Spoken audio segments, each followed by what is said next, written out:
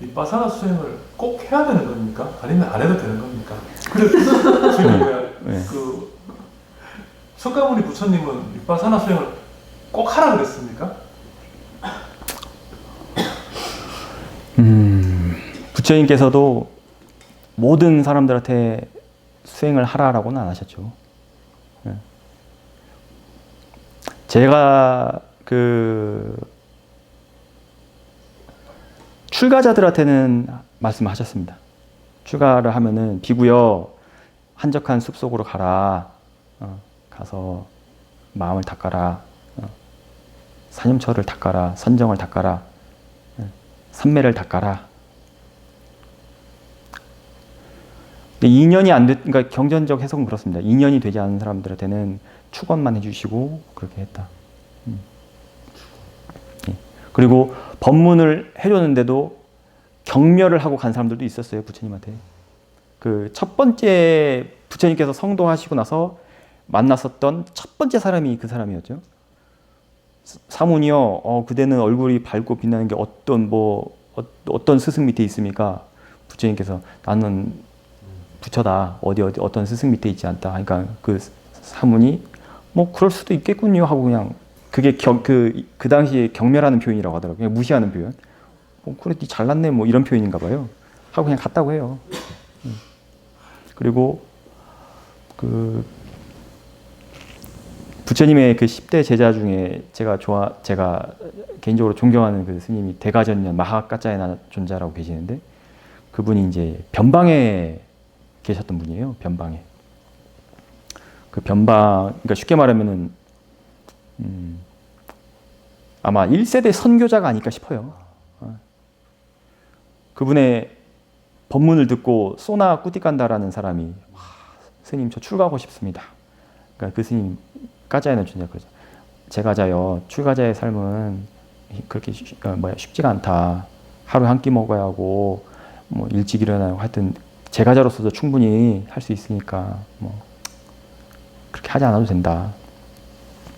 그런 것들이 이제 나오고. 근데 확실한 거는 윗바사나가 없으면은 깨달음이 있을 수가 없습니다. 뭐 깨달음은 놔두고라도 해탈이라고 하죠. 해탈이라는 게 다른 게 아니라 마음이 한 번씩 청정이 싹 되는 그런 과정들을 말해요. 그래서 해탈이 있고 뭐 그다음에 뭐 열반이 있다고 이렇게 하잖아요. 그러니까 그 해탈이 여러 가지 해탈이 이제 뭉쳐져서 조건이 돼서 이제 열반까지. 네. 윗바사나 수행이 없으면은 그 윗바사나 수행을 하지 않으면은 그건 안 됩니다. 그러니까 부처님께서 왜 굳이 사티파타나라는 거를 설하셨냐 보면은 그 이전에도 뭐 우리가 말하는 뭐 까시나라든지 뭐 부정관이라든지 그런 수행들이 인도에 있었다고 해요. 그리고 실제로 부처님께서도 그 알라라 두 스승을 만나가지고 성도 이전에 그 가르침을 받았었고, 근데 그것만으로는 부족했다고 느끼셔가지고 이건 아니다 해가지고 그 두 스승을 떠났죠. 그 두 스승도 되게 불교에서는 우리 불교에서는 높으신 분들을 치거든요. 왜냐하면은 제자가 자신하고 똑같은 경지를 얻으니까 똑같은 반열에 올려줬거든요. 그래서 도반이요. 표현이 달라집니다. 그대도 나랑 똑같은 경지에 올랐으니까는 그대는 더 이상 내 제자가 아니다. 그대도 열심히 티칭을 해도 된다. 그럼 질문이 이렇게 또 이어질 수가 있겠죠. 그럼 왜 어째서 윗바사나 수행을 하지 않으면은 깨달음을 얻지 못하는가? 그게 이제 대상이 다르기 때문에 대상. 윗바사나 수행에서는 우리가 쉽게 말해서 실제를 대상으로 한다고 하잖아요. 그 실제를 대상으로 하는 게 사실 그 어떻게 보면 그 뭐랄까 있는 그대로를 본다, 뭐 통찰을 한다. 그럼 우리가 살아가는 건 실제가 아닌가? 우리가 살아가는 거는 실제지만 실제인지를 모르죠. 실제인지를 모르기 때문에 실제가 아닌 걸 갖다 붙이고 그걸 실제라고 살아가죠. 우리의 생각을.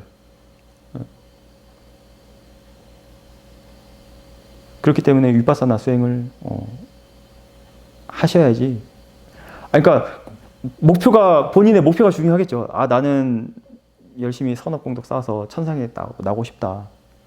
뭐 그거는 굳이 그런 분한테 위파사나 수행을 하시라 이렇게 강요를 안 하죠. 그러니까 스님들도 법문을 할 때 법문을 청하면 하지 법문 청하지도 않았는데 가가지고 막 도시락 싸가지고 다니면서 야 위파사나 배워야 하는데 이렇게 안 하거든요. 이제 부처님께서는 그 출가자들을 위해서 출가자들의 최종 목표인 해탈 열반을 위해서 위파사나를 해라. 그리고 또 이렇게 그 필수 조건이다라고 말씀하신 것 같습니다. 스님 말씀 들으니까. 예. 그런 제가자들한테도 분명히 이익이 있다고 봅니다. 예, 그럼요. 그 출가자만을 위해서 만드신 그건 아니죠. 아니라고 생각합니다. 그럼요. 예. 예. 그래서 부처님의 그 칭호 중에 하나가 사타 대화 마누사낭이잖아요. 모든 인간들과 천신의 스승이라고.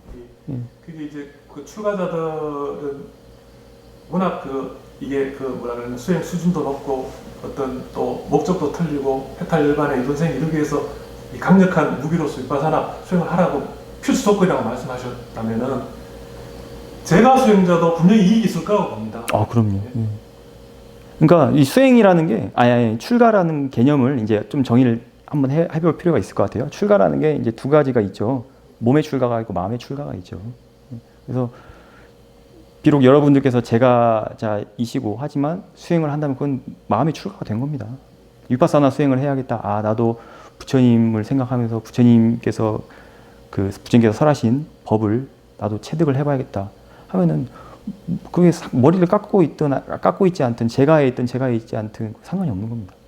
그 이익은 어떻게 될까요? 이익이요? 위파사나 수행의 이익. 이익은 어떤 이익을 위해서 제가자는 그걸 수행을 해야 할까요? 그러니까 제가자든 출가자든 그렇게 구분할 게 아니라 그냥 수행자라면 얻게 되는 이익이라면은 뭐 부처님 표현을 빌리자면은 얻게 되는 게 없죠. 오히려 잃었다고 하시죠. 뭐를 잃었냐고 하시면은 로바와 도사, 번뇌를 잃었다. 모든 악행들을 잃었다. 예. 어떤 새로운 것이 그러니까 이게 관점을 여기 이 표현에서 보면은 관점이 엄청 다각적이라는 거예요. 예를 들어서 우리가 이런 표현을 하잖아요. 지혜가 일어난다. 수행을 하면 지혜가 일어난다. 이렇게 표현을 하는데 이렇게도 볼 수 있는 거예요. 지혜가 일어난다는 것은 사실 지혜가 일어난 게 아니라 무명이 벗겨졌다라고 볼 수 있는 거예요. 뭔가가 새로운 것이 일어난 게 아니라 기존에 있던 것이 없어졌다고 보는 거예요.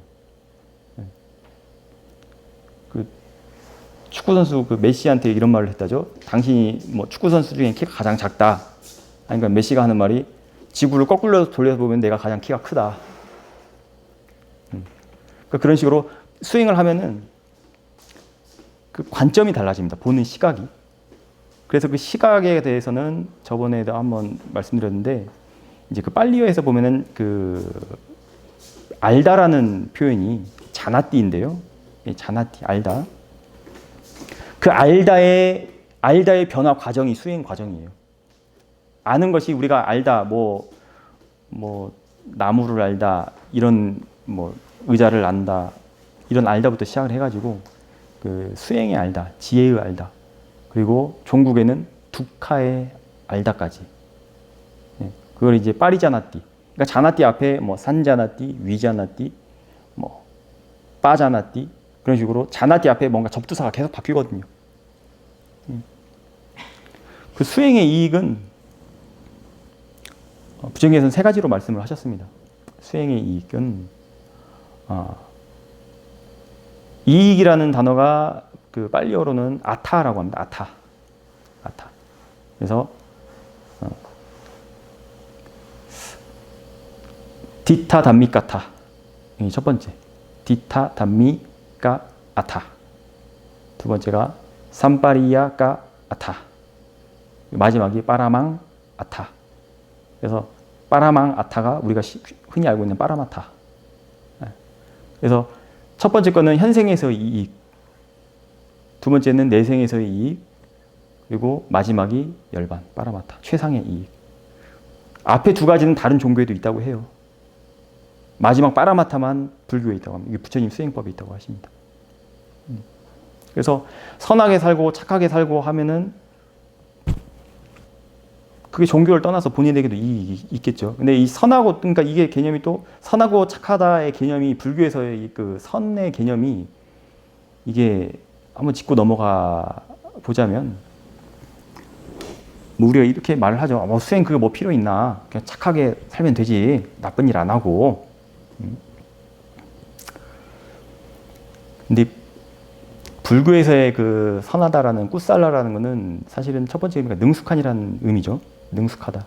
그러니까 꾸사하고 라라는 표현인데 꾸살라가 선하다는 게 꾸사는 있고 어떤 풀이 꾸사라는 풀이 있대요. 꾸사. 근데 이게 좀만 잘못 손대도 그냥 손이 베어버린다고 합니다. 라는 뭐냐면 그걸 자른다는 거예요. 그러니까 그 꾸사 풀을 자르는데 능숙하다라는 거예요. 꾸살라가 꾸사 풀을 자른다. 손을 베이지 않고 그러니까 능숙하다. 그래서 능숙하다라는 표현이 첫 번째거든요. 그 능숙하다라는 거는 그게 지혜인데 그 지혜가 있는 사람을 그러니까 우리는 또 지혜가 있다고 하는 건 뭘 지혜가 있다고 할까요? 불교에서는.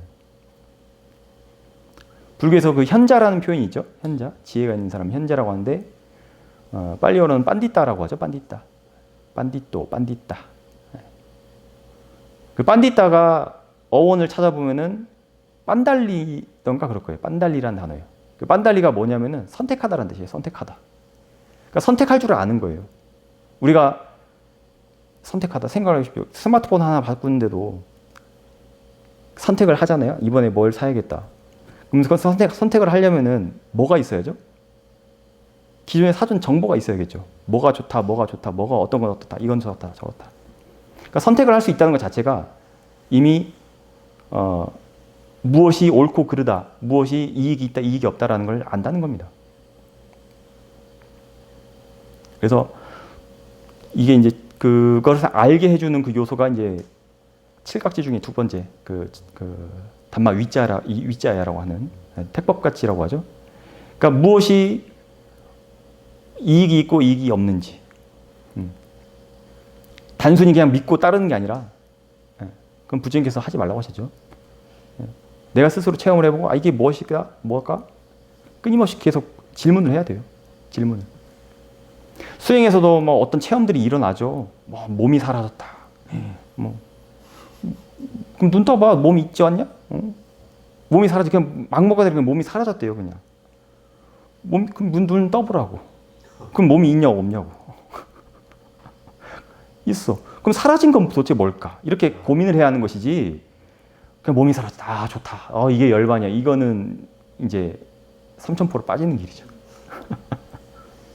스님, 잘하겠습니다. 그럼 마지막으로 그 바깥 질문에서 그럼 윗바사나 수행보다 더 좋은 수행이 있을까요? 스님 생각하실 때? 그런 더 좋은 수행이 있으면은 전 그 수행을 하겠습니다. 아마 이 가사를 벗었겠죠 이미. 저는 개인적으로는 그렇습니다. 물론 제가 모든 수행들 다 해본 건 아니에요. 그러니까 제가 모든 걸 해본 건 아니지만 윗바사나 수행을 해보니까 이러한 이득이 있구나라는 것을 알기 때문에 봤기 때문에 이 수행을 계속하는 거고 권장을 해드릴 수가 있는 거죠.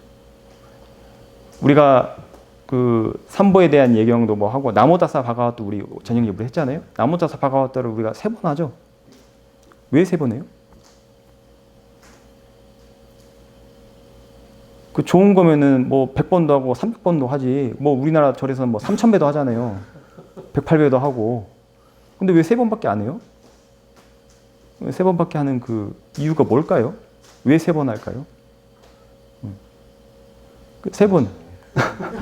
혹시 어디 들어보신 저도 이제 법문 들어서 알기 때문에 혹시 법문을 들어보신 적이 있나 해가지고.